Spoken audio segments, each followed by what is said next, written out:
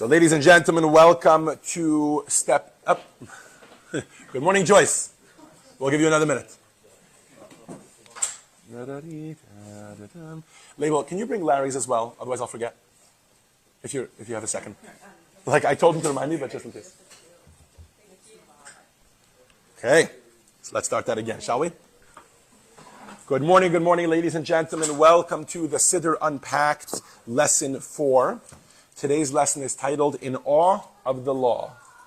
Or as my kids would say it and make fun of me, and the way I pronounce it, they would say, In Awe of the Law. You know, they like to make fun of my New York accent. All these little Californian kids, they like to make fun of my New York accent. They say, In awe of the law. Okay, here you go, Mommy. Have a great day, Leah. Okay. So we're going to start the lesson again in just a second. Sorry about that. Thank you, Label. I appreciate that.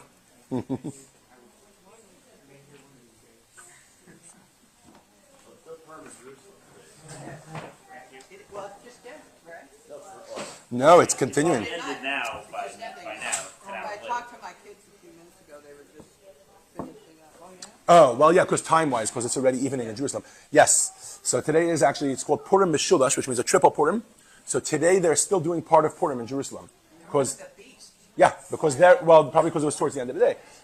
In Jerusalem, Purim is always the next day, right? So that would have been yesterday. But because there's certain mitzvahs that you can't do on the day of, such as, for example, giving money to a poor person wouldn't be allowed on Shabbat. So they do those mitzvahs today, along with hearing the Megillah and other things, etc. So it ends up being a triple Purim for them. Friday, Shabbos, and Sunday. They started Thursday night. Exactly. Thursday night. They've been going for 3 days. They've probably been drunk for 3 days. And they had their Purim parties at their schools Thursday afternoon. Yes. Because they Well, couldn't that's have them on Sunday because that was the big holiday. Yeah. So they've been celebrating for days. It's like the miracle of Hanukkah, but on Purim, 8 days, you know. All right. Finally, without further ado, God willing, good morning and welcome to the Siddur Unpacked. This week we'll be doing lesson 4, and it is titled In Awe of the Law.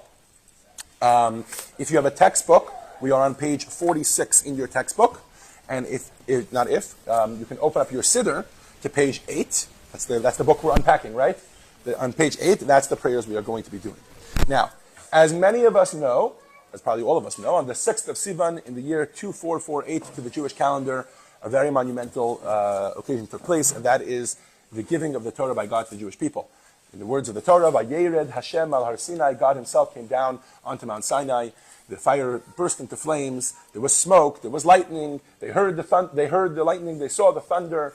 And finally, God's voice came to them and said, Anochi Hashem Elokecha, I am the Lord your God, the first of the 10 commandments. And their souls promptly left their bodies, and they flew back a mile. I'm giving you all the medrash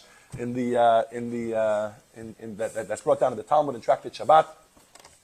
And God had to bring them back to life, and he said the second one of the 10 commandments, and the same thing happened again. He brought them back to life, and they said, Moses, we can't handle this. You tell us the word of God. We believe you. It's coming from God. You tell us the rest of the 8 of them, and Moses does so. Subsequently, Moses ascends the mountain, 40 days, 40 nights. He receives the entire Torah, the written law, the oral law, and we get the Torah. Beautiful. I may have skipped a couple of details, but we're all familiar with the general broad strokes of this story. So every morning, when we wake up in the morning, as we have finished saying Modani, thanking God for life, we've finished washing our hands, getting rid of the impurity. We've also begun to thank God and have gratitude for all the different details that Hashem has given us in our lives, that He clothes us, that He allows us to walk, and that we can stand straight, and that we can see, and that we can, and for our unique identities. That's something we covered last week. It is now time to thank God for the Torah, right? Now, thanking God for the Torah actually has a few different details to it. Why? Because Torah has a few elements to it. Torah is, I was going to say first and foremost, but I'm not sure that's true, but Torah is to a large degree a mitzvah. So we have to make a blessing on it as we do before any mitzvah, right? You washed your hands, you made a blessing on the Tilat Yadayim, right? You put on tefillin, you made, well, not at this point in the morning, you haven't put on tefillin yet, meaning in the order that we're going through. But when you put on tefillin, you make a blessing. When you light Shabbat candles, you make a blessing. There's a blessing you make for every single mitzvah. So in that regard, Torah has to have a blessing for that, right? Now, Torah also has to have a special blessing. Why? Because God gave us the Torah. That's something we're extremely thankful for. The fact that God chose us and He gave us the Torah, etc. Right? the Torah also has to have another blessing because Torah is enjoyable. You make a blessing before you eat. You make a blessing before you smell something that smells sweet. Anything that you enjoy, you make a blessing before thanking God for creating this enjoyment. You have to make a blessing for the fact that you enjoy the Torah. So there's different elements to the Torah. And as we're going to see, when we wake up every single morning, after we finish, as we said, all the basics that we've done till now, and we start to turn our attention to the Torah, we make 3 separate blessings on the Torah. Okay? And let's start off by reading those blessings, and then we'll talk about how and why and where and what. Okay? So if I can ask Larry, if I can ask you to get us started. We're on page 8 in the Siddur. Reminder that we're going to pass around the mic. If you're reading, you can talk to the mic. That people on Facebook can hear you as well. So on page 8, the second paragraph, the third paragraph, and the fourth paragraph. So the 3 blessings. You can read them for us one at a time. There are 3 separate blessings that we make on the Torah. Go ahead. It's okay. There's one before this. There you go. It's right there, or in English. Okay. Blessed are you, Lord our God, King of the universe, who has sanctified us with his commandments and commanded us concerning the words of the Torah. That's the first blessing. The second blessing is? Lord our God, make the teachings of your Torah pleasant in our mouths and the mouths of your entire people, the house of Israel, and may we, our children, and children of your entire people, the house of Israel, all be knowers of your name and students of your Torah for its own sake. Blessed are you, Lord, who teaches the Torah to his people Israel. Okay, that's the second blessing. And the third blessing that we make on the Torah is? Blessed are you, Lord our God, King of the universe, who has chosen us from among all the nations and given us his Torah. Blessed are you, Lord, who gives the Torah. Okay, so why are we making 3 separate blessings on the receiving of the Torah? So for this, we're going to turn to page 52 in our textbooks. And Larry, if you can pass the mic to Angie. This is going to be from the Talmud. And what we're going to find out is that on a very technical level, the reason we make 3 blessings on the same Torah, in other words, it's all thanking God for the Torah, right? So why are we making 3 separate blessings? We're going to learn that it actually, like many things in Judaism, goes back to a disagreement. There's 3 different opinions about what type of format we should have for the blessing we make on the Torah, and therefore, there's 3 separate blessings. But as we get deeper, you'll see that there's much more to it. So Angie, why don't you get us started from the Talmud, text 1, when you're ready. What formula? What formula of blessings does one recite? Rav Yehuda said that Shmuel said the formula of this blessing is, Blessed are you, Lord our God, King of the universe, who has sanctified us with his commandments and commanded us concerning the words of Torah. And if you were paying attention, you might notice that is pretty much identical to blessing number 1. Keep going, Angie. Number 2. And Rabbi Yochanan concluded. And Rabbi Yochanan concludes the blessing by adding the following, Lord our God, make the words of your Torah pleasant in our mouths and in the mouths of your people, the house of Israel, and may we, our children, and the children of your people, the house of Israel, all be knowers of your name and students of your Torah for its own sake. Blessed are you, Lord, who teaches the Torah to his people Israel. Okay, so you may notice that is pretty much similar to blessing number 2 that Larry read. Okay, keep going. And Rav Hamnuna said. And Rav Hamnuna said an additional formula. Who has chosen us from among all the nations and given us his Torah? Blessed are you, Lord, who gives the Torah. With regard to this formula, Rav Hamnuna said, this blessing is the most outstanding of all the blessings over the Torah. Okay. Now, the Alter Rebbe continues, on the top of the next page, the Alter Rebbe continues. He says, now we have a problem, right? You have 3 separate opinions, right? And they each have different types of blessings. So which one should we say? So the Alter Rebbe, not the Alter Rebbe, the Talmud in Tractate Brachot discusses it. It says, since several formulas for the blessing over Torah were suggested, each with its own distinct advantage, the Talmud concludes, therefore, let us recite them all as blessings over the Torah. Okay, so on a very technical level, the reason why we make 3 separate blessings on the Torah is because there are 3 separate opinions, and we're like, you know what, we can do all of them. Okay, beautiful. But it turns out there's a lot more to it. Why? Because let's back up a second. Why were there 3 separate opinions? Right? That's always the first question for those of you that are attending the decoding the Talmud class. You know that often the Talmud asks this question, right? Why would there be 3 separate blessings? Why can't you just all agree that it's the same blessing? Right? Or maybe if you go back enough, you say, well, how come we can't remember what the original blessing was, right? So it turns out that they're each trying to approach the Torah from a different perspective. And this goes back to my introduction about the fact that Torah has many elements to it. Because Torah is such a central aspect of Judaism, Torah has many elements to it. And this is what Rabbi Yechiel Michal Epstein, in halachic circles known as the Aruch HaShulchan, this is what he says. He says that there's a theme of the blessings. And if you can pass, Angie, the mic to Letitia, on page 53, we're going to read text 2. One second, before you start, Letitia. He's going to explain that the first blessing is a blessing like you make on any mitzvah. Just like you make a blessing like you light Shabbat candles. And you, by the way, that's why the first blessing is probably the most recognizable to you. It has the basic formula, right? Baruch atah Hashem Elokeinu melech haolam asher kiddushanu b'mitzvotav v'tzivanu, and then something at the end, right? Just like we would end off with lighting Hanukkah candles, lighting Shabbat candles, putting on tefillin, or whatever it is. So we're just going to end off, commanded us concerning the words of Torah. That's the first blessing. It's basically a blessing on a mitzvah. The second one is going to be a blessing that's going to have to do with pleasure, as he's going to explain. Right? And the third one is, let's let him finish. Go ahead. Why don't you finish off? The meaning of these three blessings is as follows. First, we make a blessing just as we do on every mitzvah. Next, we make a blessing and pray that God should grant us wisdom, understanding, and purity to be able to study Torah for its own sake. All other mitzvot are performed with one's physical limbs, but Torah study is unique as it is rooted in our minds and hearts. And if we do not understand what we learn, the mitzvah lacks an essential element. Likewise, if we have ulterior motives, our learning counts for nothing. So we plead with God to help us know His Torah and learn it properly. Finally, we recite a blessing of thanksgiving to God for choosing us and giving us His Torah, holy and pure. Thank you.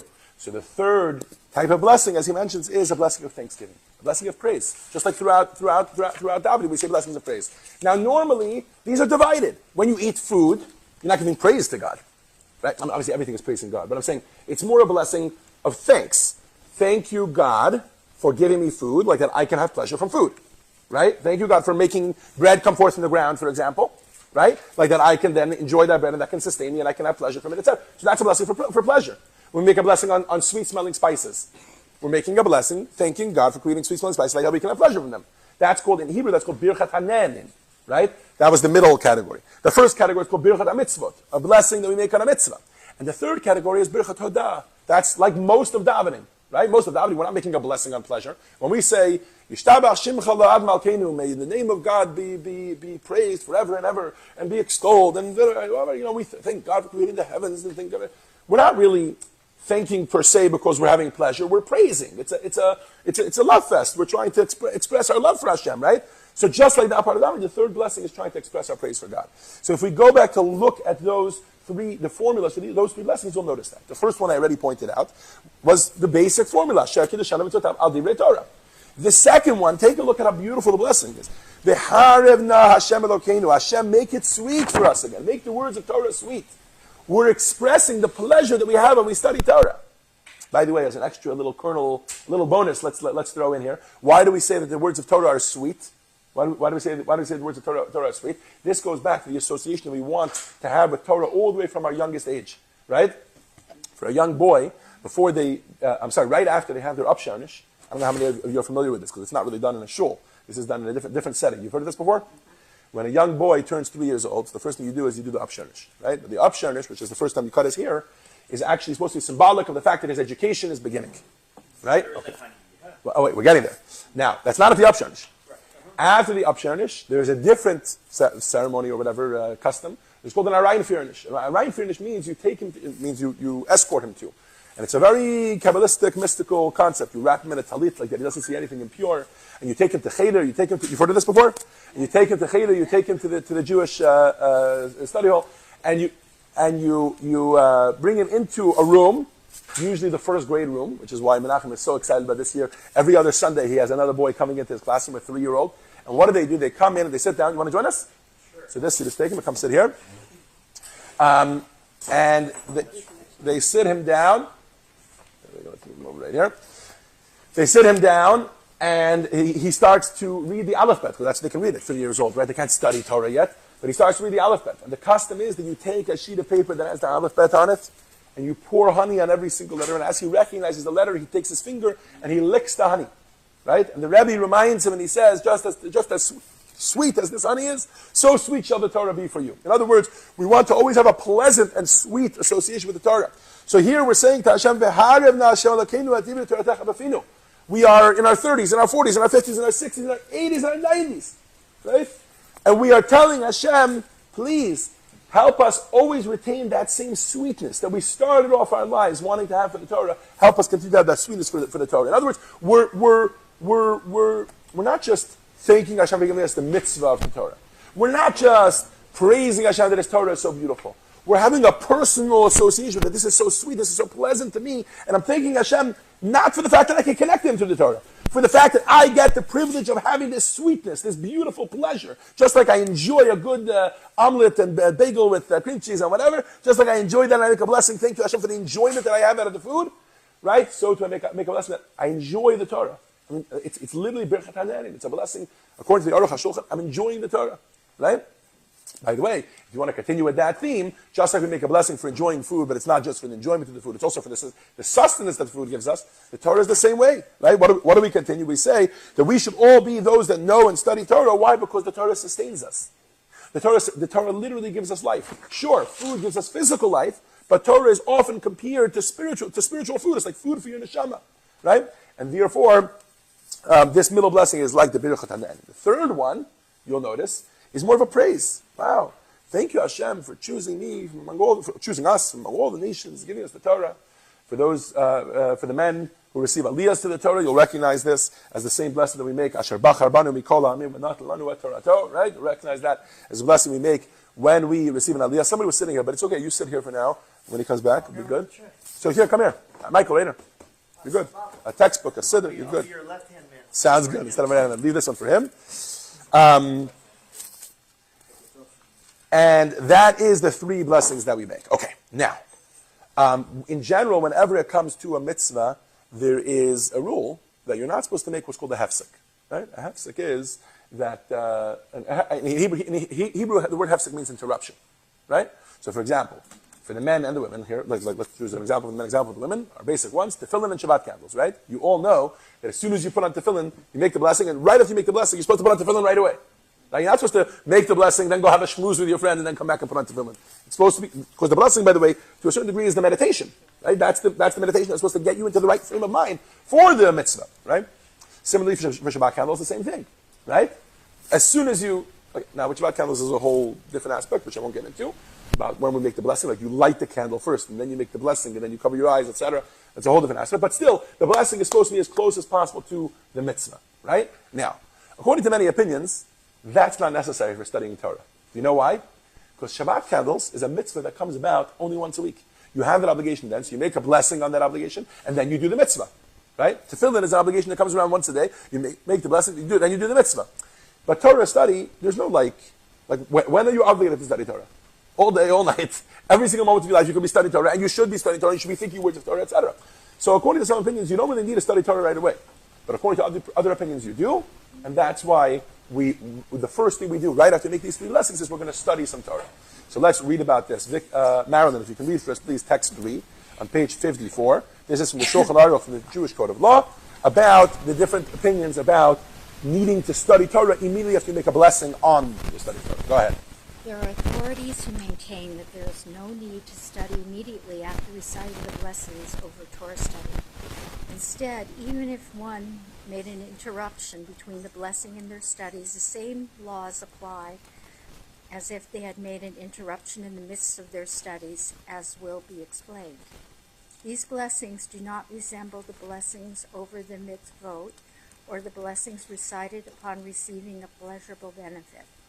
In those instances, if one makes an interruption between the blessing and the beginning of the act over which the blessing was recited, one must repeat the blessing. The rationale there is that one has license to postpone that activity until later if so desired.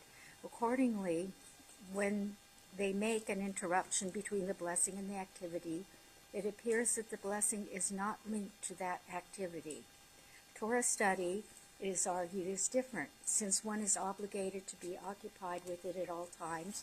Making an interruption between the blessing and the study is of no consequence, for they are obligated to study at the time they made the interruption. Some authorities hold otherwise. It's proper to take their words into account and be careful not to make any interruption at all, as is the practice with regard to the other mitzvot.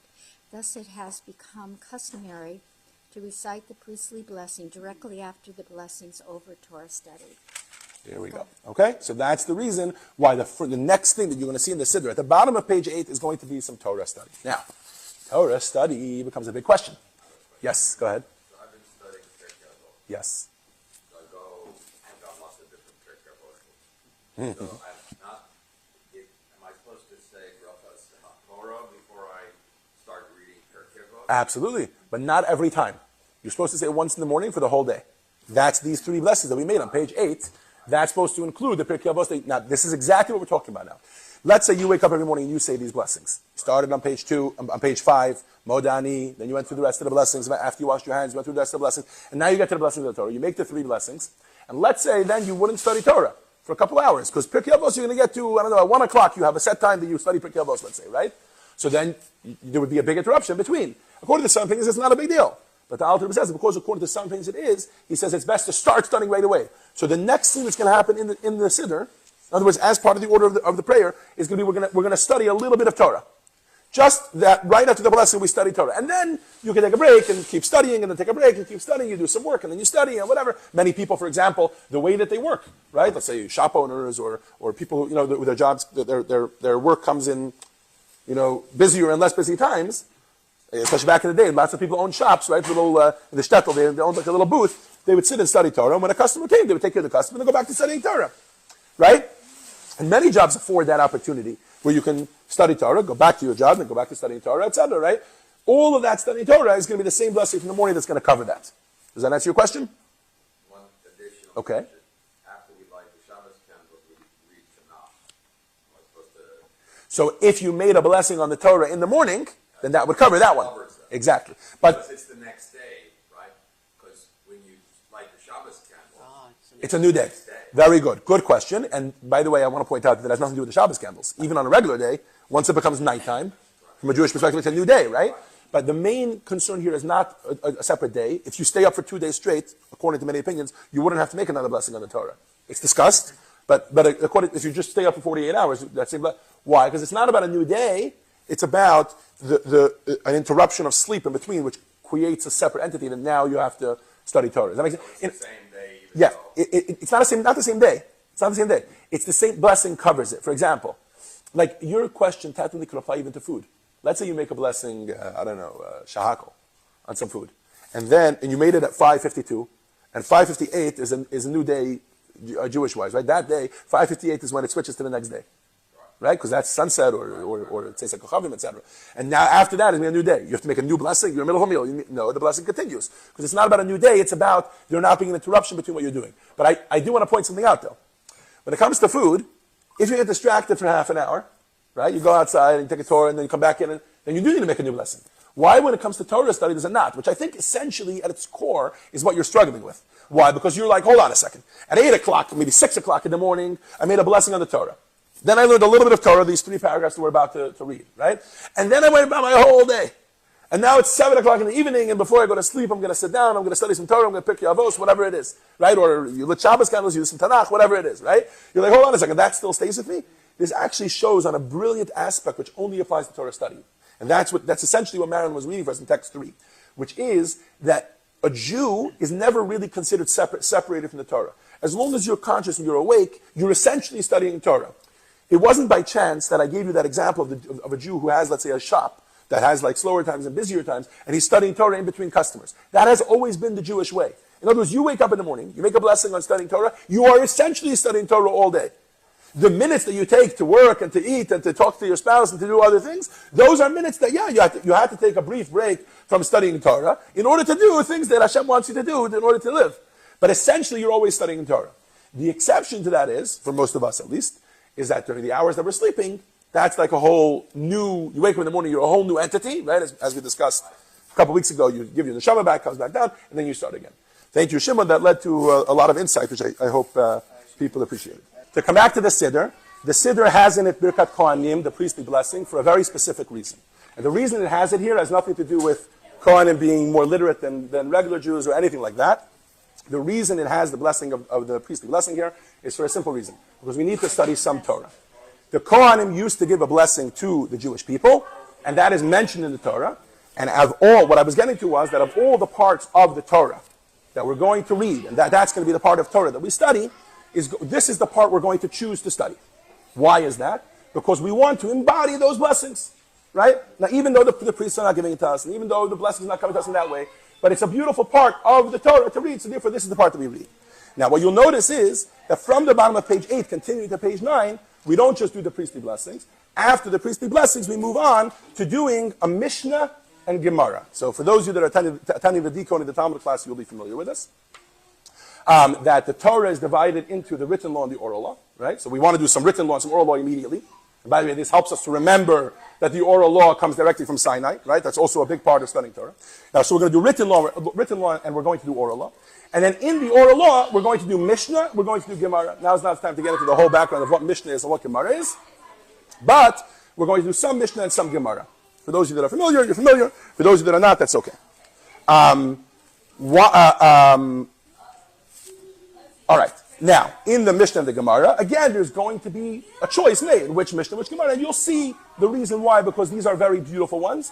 But I want to just point out one line that we're going to read, which is the last line of the Gemara on page 9, is going to be directly related to Torah study. And that's why this piece of Gemara was chosen. Vicky, if I can ask you to read for us, please, in the Siddur, starting at the bottom of page 8. Start from the part of the written Torah, which talks about the priestly blessing. And then continuing on to the Mishnah, which is going to be the paragraph midway down page 9. And then the Gemara, which it will lead into right away. So go ahead. Start at the bottom of page 8 and go through the bottom of page 9. And the Lord spoke to Moses, saying, Mike, don't forget to speak at the mic. Speak. There you go. Sorry. And the Lord spoke to Moses, saying, Speak to Aaron and to his sons, saying, Thus shall you bless the children of Israel. Say to them, The Lord bless you and guard you. The Lord make his countenance shine upon you and be gracious to you. The Lord turn his countenance towards you and grant you peace. And they shall set my name upon the children of Israel, and I shall bless them. These are the precepts for which no fixed measure is prescribed, leaving the crops of the edge of the field for the poor, the gift of the first fruits, the pilgrimage offerings brought when appearing before the Lord on the 3 festivals, deeds of kindness, and the study of Torah. These are the precepts, the fruits of which man enjoys in this world, while the principal reward remains in the world to come. Honoring one's father and mother, performing deeds of kindness, early attendance at the house of study, morning and evening, hospitality to strangers, visiting the sick, dowering the bride, escorting the dead, concentration of prayer, bringing peace between man and his fellow man, and between husband and wife, and the study of Torah is equivalent to them all. You know, I just want to say one thing. Go ahead. I don't think that this was actually trying to say that this was, in other words, they're telling you what the blessing is. You're not giving the priestly blessing. Right, exactly. That's the differential, is that it's not. I tried to clarify that for him Kohanim. to veer the conversation away from the whole conversation about priests and the rest of the Jewish people. That wasn't really the topic that we were going it's for just here. telling you It's this just is what the blessing is. Okay. It's more of a fact. That's how I interpret it. A factual interpretation. No worries. So that you know what it was. Right. Because you can't give yourself the blessing Correct. anyways, and you're saying. Correct. You know. But of all the verses in the Torah that we could have chosen to read, that's the only choice to read because, of course, in the morning we're doing blessings. We want a verse that talks about blessings. Beautiful. And right? I hadn't even focused so much that it was the Kohanim and Blessing. As I read it in the morning, I hadn't thought that It's was more Torah my study. Torah obligation. Right. I Yes. always thought of it That as is just. It's taken from the Torah. This Yeah. is taken directly from the And that's the Torah, reason why it's chosen, because we want to have some written Torah and then some oral Torah. Yeah. So, By the way, there's a lot of other commentary to discuss why this particular part of the written Torah was chosen. Right. And there's lots of other reasons given for it. Besides the fact that it's just some nice blessing that we want to read, etc. I don't want to get into too many reasons, but that's, yes, Larry. So, this is a little, no, 1 second. Not the priestly. The priestly blessing is from the Torah. Yeah. Those are verses from the Torah. As you get to the paragraph that starts, these are the precepts. precepts. That's Right. when you switched from Torah to Mishnah. You can see this, by the way, in our Siddur. Right. Hold on. In our Siddur, you can see the number 1 on the bottom. Do you see the guys see that? The source? See how it says number 622 to 27? That was the verses that started at the bottom of page 8 and went through the next 2 small paragraphs at the top of page 9. Do you guys see the number 2? Yes, see. Okay, and do you also see where the number 2 is? It's after the first 2 lines. You don't see it in the English. They don't have the number 2 for some. Oh, they do. They do. In English, it's like 5 lines. After the word Torah, you see the little number 2? Up until there was Mishnah. And then from there until the end of the paragraph where it says number 3, that's Gemara. So the Mishnah comes to us from Tractate Peah, and the Gemara comes to us from Tractate Shabbat. With me? Okay. Fine. Now, do I read this text 4? No, hold on. We're going to get to text 4. So, in other words, so far what we have is, we have a meaningful part from the written Torah. We have a meaningful part from the Mishnah portion of the oral Torah. And we have a meaningful part from the Mishnah, from the Gemara portion of the oral Torah.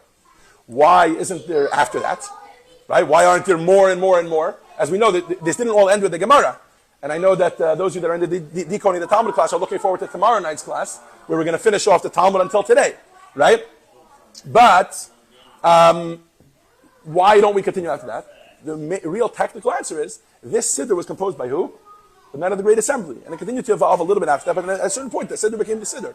And that became, for the most part, untouched.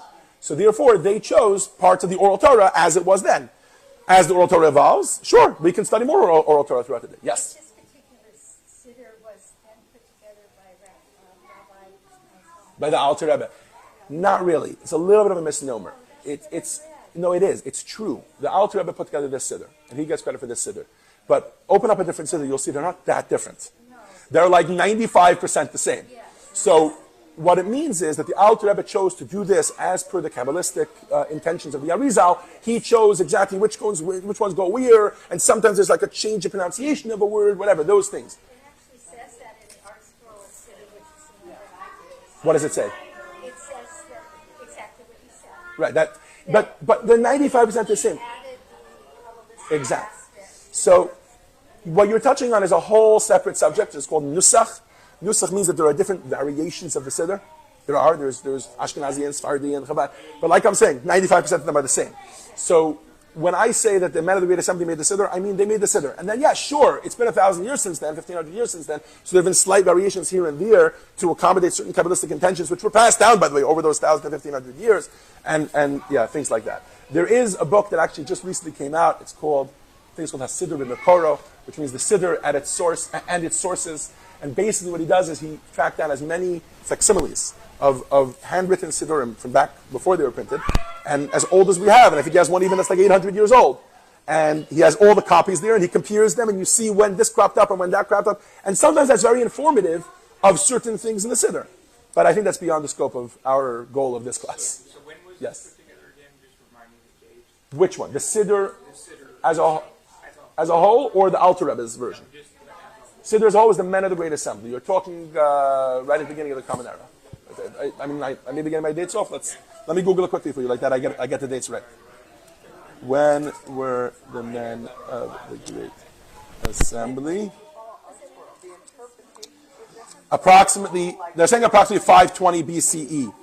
Basically, it was during the era of the Sanhedrin, which was from 520 BCE until 70 CE. The men of the Great Assembly were the end of that period.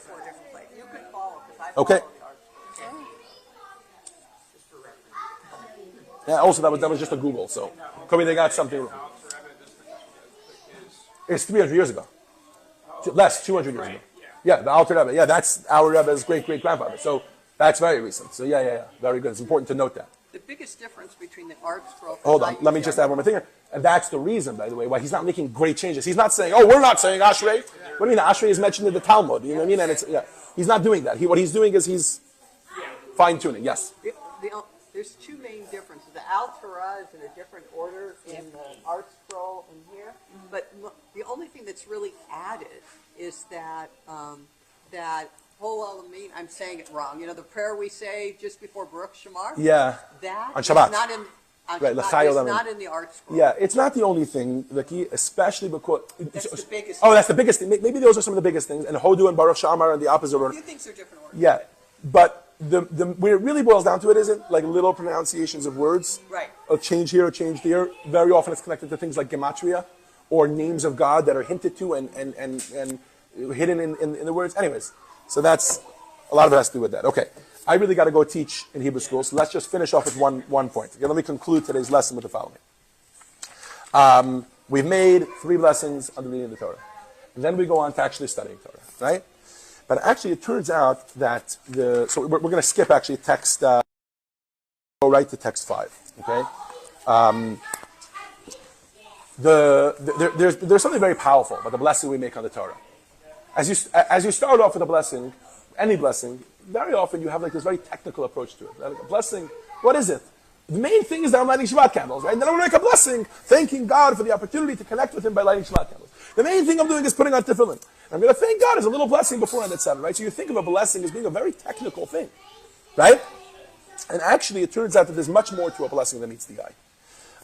In the times of the Gemara, the Talmud, there is a statement that is made. It's not in text 5.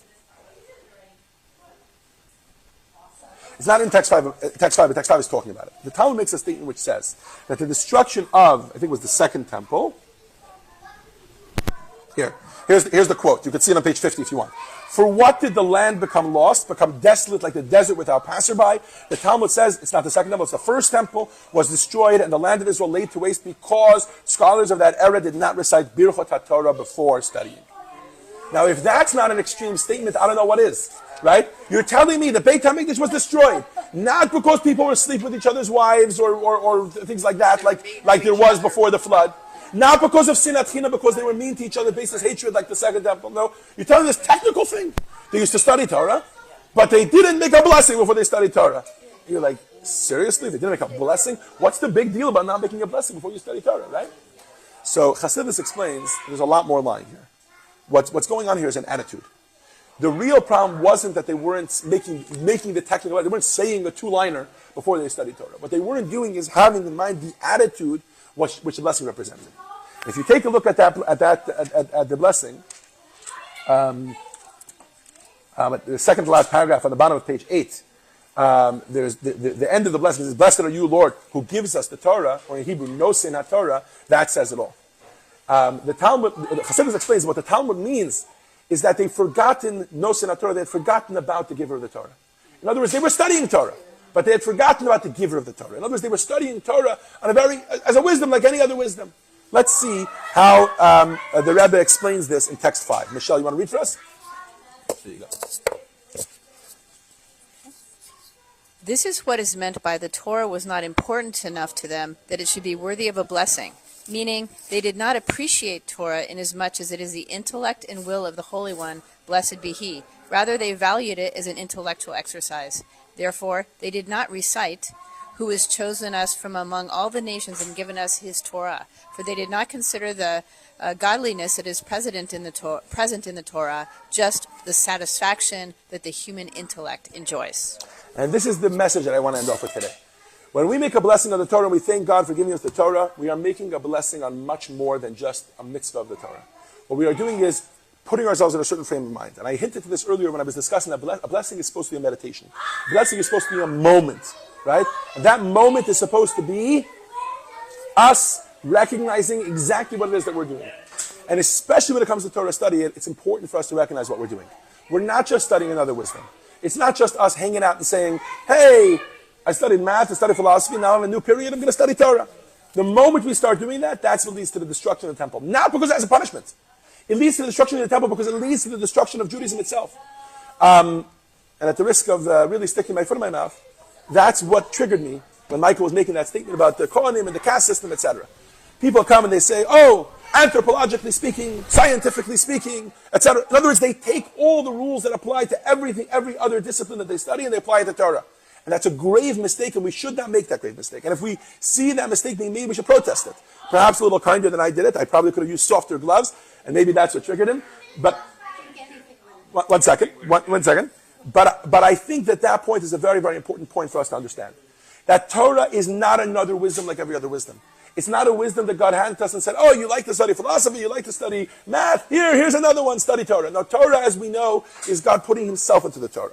Torah, as we know, is a divine service. We're communing with God. We're fusing with the divine when we study Torah. And therefore we shouldn't treat it as a science. We shouldn't treat it as an anthropological study. We shouldn't treat it as a philosophical. We shouldn't even treat it as a moral book. It should be treated as nothing less than the Nosen HaTorah himself, God himself invested in the Torah. And so I think that should add a whole new layer of meaning into why we make this blessing of the Torah and why it's such an important part of our day. We're going to make a blessing on studying Torah. We're going to make 3 blessings on studying Torah in 3 different aspects. Like that the Torah study that we do throughout the day should be with this attitude in mind. That we should appreciate the godliness that there is in Torah study. I'll conclude just on a light note. Some of you know this because you're in the decoding the Talmud class, but those of you that are not, I had a teacher who used to get triggered. I get triggered when somebody says something that's against the Torah, right?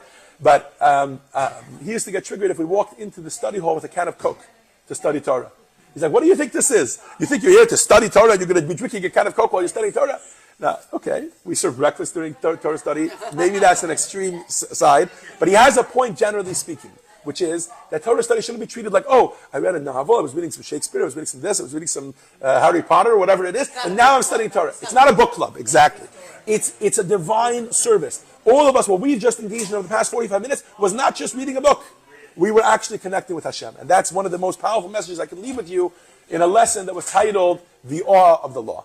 Thank you all for joining us this week for the Siddur Unpacked. And I look forward to you joining us next week for Lesson 5, A Wrap-Up to Remember.